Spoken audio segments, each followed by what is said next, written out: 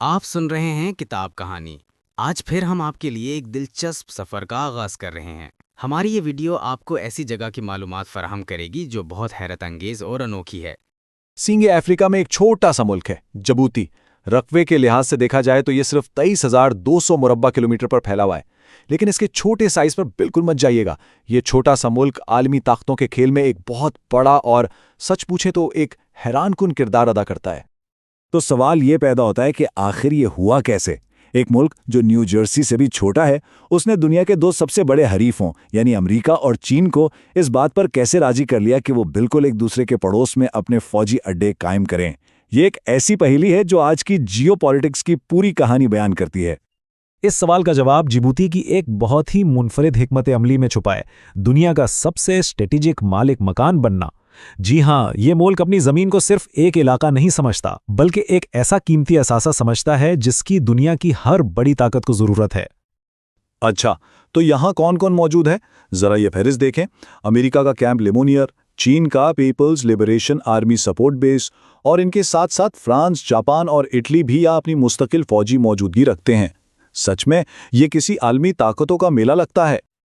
لیکن یہ سب شروع کہاں سے ہوا؟ اس پوری کہانی کا پہلا سراغ سیاست کی الجھی ہوئی گلیوں میں نہیں، بلکہ نقشے پر بالکل صاف اور واضح طور پر ملتا ہے، یعنی اس کے جغرافیہ میں۔ جبوتی کی اصل طاقت، اس کی سپر پاور، اس کا محل وقوع ہے۔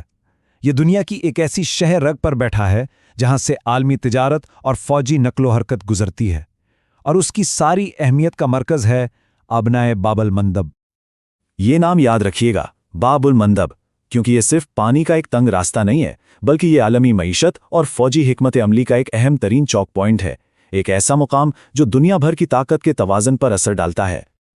تو آسان لفظوں میں سمجھیں تو یہ آبنائے بحیرہ احمر کو خلیج عدن سے ملاتی ہے، جو نہر سویس تک پہنچنے کا واحد سمندری راستہ ہے۔ مطلب یہ کہ جو بھی اس تنگ راستے کو کنٹرول کرتا ہے، وہ ایک طرح سے یورپ، ایشیا اور افریقہ کے بیچ ہونے والی تجارت کے بہاؤ کو کنٹرول کر سکتا ہے۔ اب سمجھ میں آیا کہ یہ جگہ اتنی قیمتی کیوں ہے؟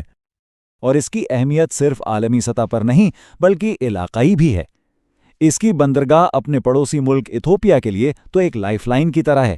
ذرا تصور کیجئے، ایتھوپیا کی تقریباً 95% سمندری تجارت صرف اسی ایک راستے سے ہوتی ہے۔ یہ انحصار جبوتی کو اس خطے میں انتہائی اہم بنا دیتا ہے۔ لیکن جبوتی کا یہ کردار کوئی آج کی بات نہیں ہے۔ اس کی جدید اہمیت کی جڑیں تاریخ میں بہت گہری ہیں، کیونکہ یہ ہمیشہ سے ہی ایک اسٹریٹجک گیٹ وے کے طور پر کام کرتا رہا ہے۔ اس کہانی کا آغاز ہوتا ہے 1880 کی دہائی میں، جب فرانس میں ایتھوپیا کی تجارت کے لیے یہاں ایک بندرگاہ بنائی۔ پھر 1977 میں ملک کو آزادی ملی، لیکن اصل گیم چینجر تھا سال 2000، جب خانہ جنگی ختم ہوئی۔ اس کے بعد جبوتی نے استحکام کا فائدہ اٹھایا اور اپنی جغرافیائی قسمت کو ایک زبردست معاشی حکمت عملی میں بدل دیا۔ یہ اقتباس اس تبدیلی کو بہت خوبی سے بیان کرتا ہے۔ ایتھیوپین ریلوے کی تعمیر نے اس بندرگاہ کو ایک چھوٹی سی چوکی سے ایک ہلچل مچاتے شہر میں بدل دیا، اور اس خطے کی معیشت کا نقشہ ہمیشہ کے لیے بدل کر رکھ دیا۔ تو سوال پھر وہی ہے کہ جبوتی نے اپنی تاریخ اور محو وقوع کو جدید دور کی معاشی اور خارجہ پالیسی میں آخر ڈھالا کیسے؟ دیکھیے، یہ محض قسمت کا کھیل نہیں بلکہ ایک سوچا سمجھا منصوبہ ہے۔ اس منصوبے کا ایک بڑا حصہ ان فوجی اڈوں سے حاصل ہونے والا کرایہ ہے۔ امریکہ ہر سال تقریباً $63 ملین، فرانس $30 ملین اور چین $20 ملین ادا کرتا ہے۔ یہ ملک کے لیے براہ راست آمدنی کا ایک بہت بڑا اور مستقل ذریعہ ہے۔ اور یہ آمدنی جبوتی کی معیشت کے لیے ریڑھ کی ہڈی کی حیثیت رکھتی ہے۔ یہاں کی تقریباً 80% معیشت خدمات کے شعبے پر منحصر ہے، اور ان خدمات کا مرکز یہی بندرگاہیں اور فوجی اڈے ہیں۔ تو اس سب کا نچوڑ یہ ہے کہ جبوتی کی اہمیت کوئی اتفاق نہیں ہے، یہ اس کی مہارت ہے کہ اس نے اپنی جغرافیائی تقدیر کو نہ صرف معاشی بقا بلکہ عالمی سطح پر سیاسی اہمیت حاصل کرنے کے لیے استعمال کیا ہے۔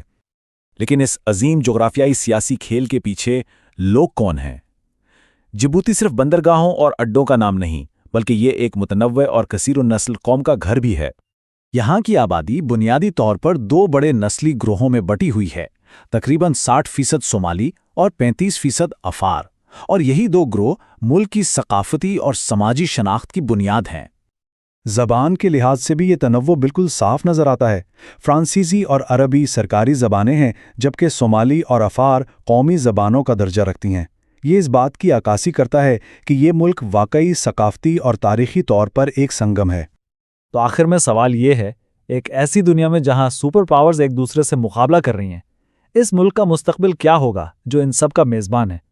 جبوتی نے اپنی چھوٹی جسامت کو اپنی سب سے بڑی طاقت تو بنا لیا ہے، لیکن اس نازک توازن کو برقرار رکھنا ایک ایسا چیلنج ہے جس میں غلطی کی کوئی گنجائش نہیں۔